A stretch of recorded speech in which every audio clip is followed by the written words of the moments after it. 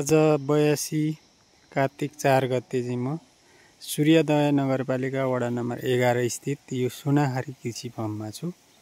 यो फर्ममा चाहिँ यसरी सब्जीहरू लगाइएको छ। यहाँ अहिले चाहिँ इस्कुसहरू यसै गरी इस्कुस सिबीहरू लगायतको सागहरू पाइन्छ। अहिले इस्कुस चाहिँ धेरै नै छ। इस्कुसलाई राम्ररी बेच्न सकिएको छैन। यहाँ चाहिँ अलिकति व्यावसायिक ढङ्गले कृषि गर्न खोजिएको थियो, तर विविध कारणले गर्दाखेरि अहिले अलिकति केही समस्याहरू आएको छ। यहाँ चाहिँ यसरी यो खोर्सानीहरू पनि छ। अहिले सिबी, खोर्सानी, सागहरू यस्तोहरू छ। यहाँ चाहिँ यहाँ मास्तिर टनेलहरू पनि बनाइएको छ। टनेलमा पनि सामान्य अहिले भइरहेछ। यो करिब 1400 हाइटमा पर्छ यो। यहाँ चाहिँ मैले एभोकाडोहरू पनि रोपेको छु। एभोकाडोहरू पनि फल्न थालेको छ। एभोकाडोको पनि यहाँ सम्भावना रहेछ।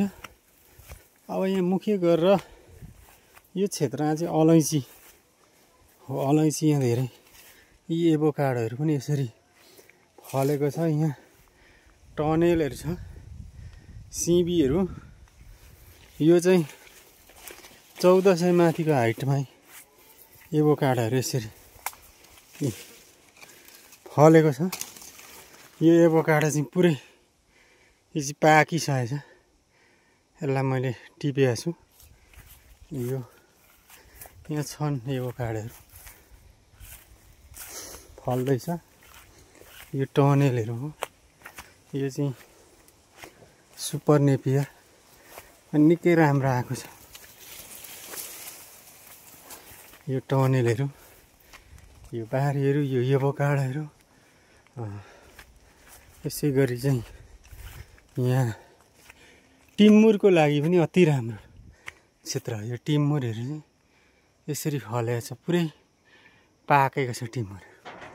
यो चाहिँ यस्तो पर्छ। यो क्षेत्र यस्तो छ। ल यो चाहिँ सुनाखारी कृषि फर्म सूर्योदय नगरपालिका वार्ड नम्बर 11 मा रहेको छ। धन्यवाद, नमस्कार।